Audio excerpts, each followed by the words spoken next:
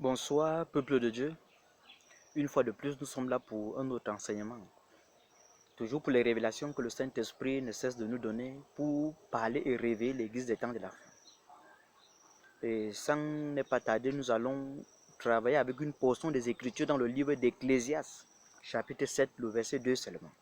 Ecclésiaste 7, le verset 2.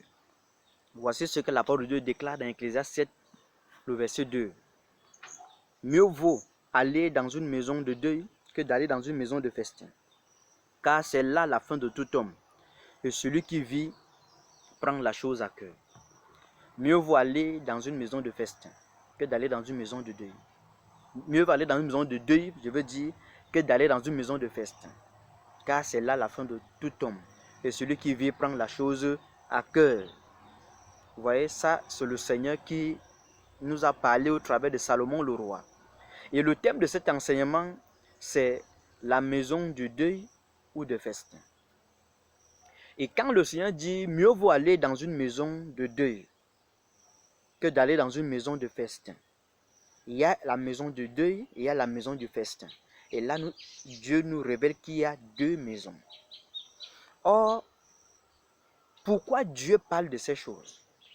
Cependant, nous voyons que le Seigneur sur la terre a établi une seule maison. Et cette maison-là, c'est son église, c'est nous. Car il a été prophétisé dans le livre d'Agé, par Agé le prophète, que la gloire du second temple, ou encore de la seconde maison de Dieu qui est le temple, sera plus grande que la gloire de la première maison ou du premier temple. Or, la gloire quel est le premier temple? Le premier temple représente la loi, c'est-à-dire le tabernacle de Moïse. Ça, c'est le premier temple là-bas. Et que représente le deuxième temple? Le deuxième temple, en réalité, représente le corps de l'homme. Voici le pourquoi Dieu s'est fait homme. Dieu est venu comme un homme en personne. Et pourquoi une deuxième maison plus glorieuse que la première doit exister? C'est parce que la première devait être détruite. Car il est dit, la loi n'a rien amené à la perfection. Donc, voici le pourquoi la parole de Dieu dit que la gloire du second temple sera plus grande que la gloire du premier temple. Pourquoi? Parce que le premier temple ou la première maison de Dieu a été détruite. Maintenant, Dieu est venu établir une deuxième maison et c'est le corps de l'homme. Et c'est ça la maison éternelle de Dieu, où Dieu ne pourra plus jamais sortir de cette maison. Vous comprenez? Parce que quand il vient habiter en nous, c'est pour vivre éternellement. Mais pourquoi? Si maintenant le deuxième temple ou la deuxième maison est censée être le seul temple de Dieu pour toujours éternellement, parce que sa gloire est plus grande. Mais pourquoi Dieu nous parle encore ici de deux maisons? Il parle de la maison du deuil et il parle de la maison du festin. Ça veut dire qu'il y a deux temples. Là, nous devons chercher à comprendre le pourquoi il y a deux temples. Vous voyez? Ça veut dire que dans un temple, on parle du deuil. Ou dans un temple, c'est le deuil, où on parle du deuil. Il y a mort. Parce que là, il y a deuil, ça veut dire qu'il y a une mort qui a été constatée. La mort de quelqu'un. Et là où on parle du festin, c'est là où on voit, ça dit, à manger, à boire, ça dit tout ce qui nous plaît, tout ce qui concerne les plaisirs de la chair. On retrouve tout dans la maison du festin. Mais Dieu nous donne le conseil d'aller plutôt dans la maison du deuil et de ne pas aller dans la maison du festin. Que signifie la maison du deuil? La maison du deuil, en réalité, c'est l'église. Comprenez ça. La maison du deuil, c'est l'église. Comprenez-moi bien ici. N'arrêtez pas parce que je dis que c'est l'église. Comprenez d'abord jusqu'à la fin. La maison du deuil ici pour le Seigneur, c'est l'église. Pourquoi?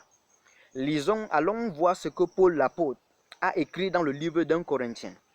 Allons dans le livre de 1 Corinthiens chapitre 2.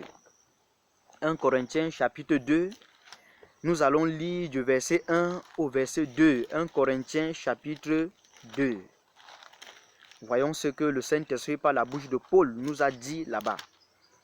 1 Corinthiens chapitre 2. Voici ce que la parole de Dieu déclare. Pour moi, frère, lorsque je suis allé chez vous, ce n'est pas avec une supériorité de langage ou de sagesse que je suis allé vous annoncer le témoignage de Dieu. Car je n'ai pas eu la pensée de savoir parmi vous autre chose que Jésus-Christ et Jésus-Christ crucifié. Vous voyez? Quand Paul parle de Jésus-Christ crucifié, ici il veut nous parler d'une personne qui est morte, une personne qu'on a tuée. Vous comprenez? Et si on parle parmi le peuple, quand il est arrivé dans l'église de Corinthe, il ne voulait pas connaître autre chose. Il n'a pas désiré connaître autre chose parmi eux, si ce n'est Jésus-Christ et Jésus-Christ crucifié. Là, il parle de celui qui est mort pour nous. Vous comprenez? Car le but de Dieu sur la terre, le but des sacrifices qui ont été faits, qui a dit dans l'Ancien Testament, dans la loi, au temps de Moïse et des prophètes, tous ces sacrifices nous révélaient une seule chose: celui qui devait venir mourir pour le salut de l'humanité. Vous comprenez? Pour ramener l'homme à Dieu. Or, là où on parle de Jésus-Christ, qu'il est mort, il a été maltraité, humilié, là, ça devient la maison du deuil. Pourquoi? Parce qu'on parle de la mort de notre Seigneur Jésus-Christ. Et aussi longtemps qu'on parle de la mort de notre Seigneur Jésus-Christ, l'église devient la maison du deuil. C'est pour cela qu'il a dit aux disciples que vous allez vous lamenter, vous allez pleurer et le monde se réjouira. Vous comprenez ces choses? Ça, ce n'est pas moi qui ai dit, c'est le Seigneur. Le Seigneur dit: vous allez vous lamenter, vous allez pleurer. Il dit: je vous le dis, vous pleurerez, vous vous lamenterez. Et le monde se réjouira. Il dit: mais je vous révélerai. Et votre tristesse se changera en joie. Vous comprenez? Et personne ne vous ravira cette joie. Donc ça veut dire que l'église, c'est la maison de Dieu. Pourquoi? Parce que dans l'église, on parle de la mort du Seigneur Jésus-Christ. On parle de ce que notre Seigneur a subi à la croix. Comment il a été violemment tué avec cruauté. Voici le pourquoi l'église est la maison du deuil. Donc on veut nous faire comprendre. Parce qu'il dit que dans la maison du deuil, celui qui vit prend la chose à cœur. Quand on te parle de ce que le Seigneur fait pour nous à la croix, quand on te dit ce que notre Seigneur a subi, a souffert, comment il est mort pour nos péchés, car Ésaïe le prophète dit: il est mort pour nos offenses. Voici pourquoi l'église c'est la maison du deuil. Celui qui vit prend la chose à cœur. Si tu vis et que tu es dans une église où on parle du vrai message qui est Jésus-Christ et Jésus-Christ crucifié, là tu es dans une maison de deuil. Et je te dis la vérité, tu prendras la chose à cœur. Parce que tu diras: si quelqu'un est mort pour moi, je ne peux donc pas vivre n'importe comment.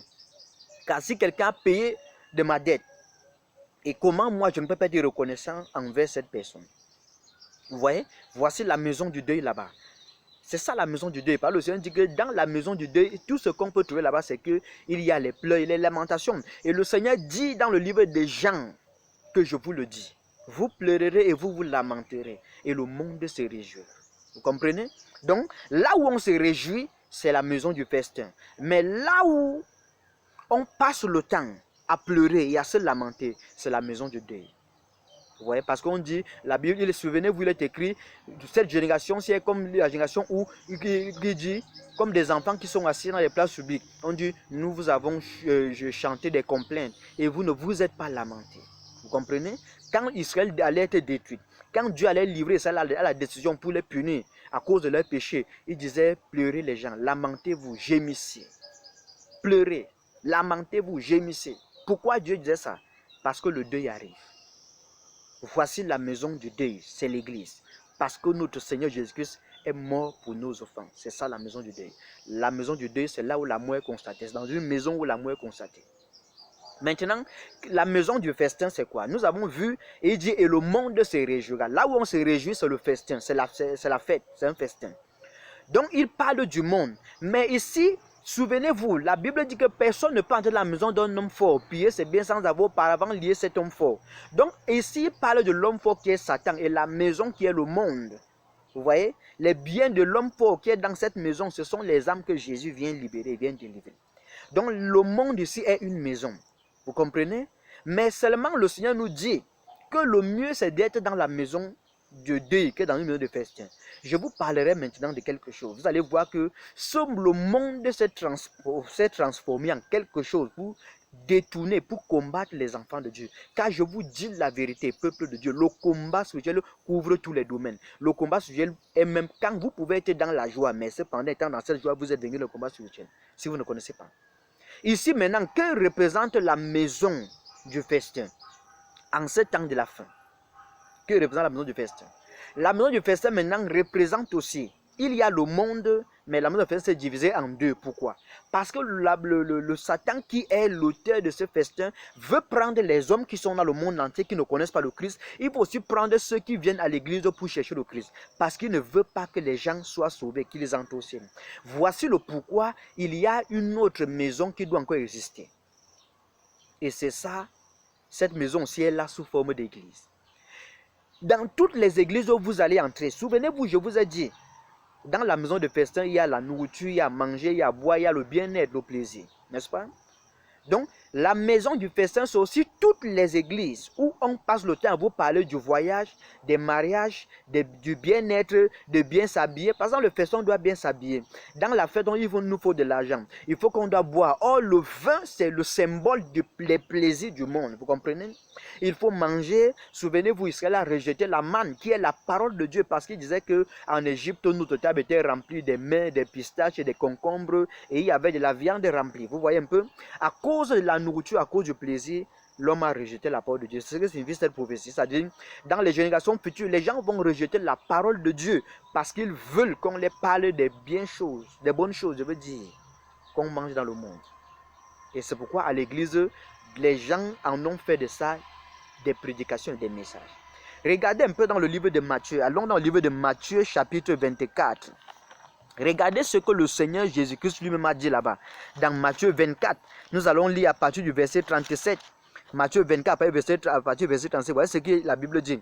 Ce qui arriva du temps de Noé arrivera de même à l'avènement du Fils de l'homme. Car dans les jours qui précédaient le déluge, les hommes mangeaient et buvaient, se mariaient et mariaient leurs enfants, jusqu'au jour où Noé entra dans l'âge. Et ils ne se doutaient de rien jusqu'à ce que le déluge vint et les emporta tous. Il en sera de même à l'avènement du Fils de l'homme. Ici, le Seigneur veut nous dire ceci, que dans la fin des temps, parce qu'on a dit que c'est l'homme qui vit, celui qui est vivant, prend la chose à cœur. Vous comprenez? Ça veut dire que dans les temps de la fin, pour nous les vivants, vous devez chercher dans la maison du deuil qui est l'église. Sortez des maisons de festin, de toutes les églises. On vous parle du manger, bien boire, avoir de l'argent, avoir la nourriture, bien habillé, les duplex, les maisons et autres. Sortez de là. Car, je vous dis la vérité, c'est un piège de Satan. Voici encore une deuxième partie de la maison du festin. Car le monde, c'est le grand salon et ces églises-là deviennent des petits salons. Vous comprenez? Mais tout ça forme la maison du festin.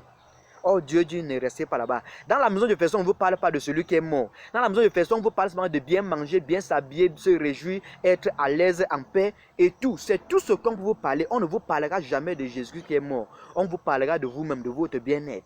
Vous voyez? Oh, la Bible dit que leur propre prophète a dit, crée-toi, ventre paresseux. Ils ont pour Dieu leur ventre et pour fin, la mort éternelle. Vous voyez? Il faut faire attention. Voici ce que je tenais à vous dire là-bas. Peuple de Dieu, chers frères et sœurs, vous qui cherchez le Seigneur, allez dans les maisons où on parle du deuil, de la mort de la Seigneur Jésus-Christ. Sortez de toutes les maisons où on parle de bien manger, du bien-être, des voyages, c'est-à-dire où l'homme doit être bien. Faites attention. Faites attention. Il a été dit, vous pleurerez, vous vous lamenterez et le monde se réjouira. Si vous êtes dans une église où vous êtes dans les réjouissances, voyage, mariage, tout, bien-être, bien manger, les duplex, les voitures, attention, vous êtes dans la maison du deuil. Et si le Seigneur vient, vous allez rester. Et comme le Seigneur y approche, vous pouvez rester. Parce que vous ne pouvez pas prendre la chose à cœur. Vous allez croire que oui, il y a encore de la vie. Or, dans la maison du deuil, on attire votre attention que bientôt, le Seigneur va venir. Faites attention. Celui qui est mort va revenir nous prendre. Que le Seigneur vous bénisse et qu'il vous garde. Seigneur, bénis tous ceux qui vont suivre et écouter ce message et que ton nom soit inscrit en eux au nom de Jésus-Christ de Nazareth. Amen.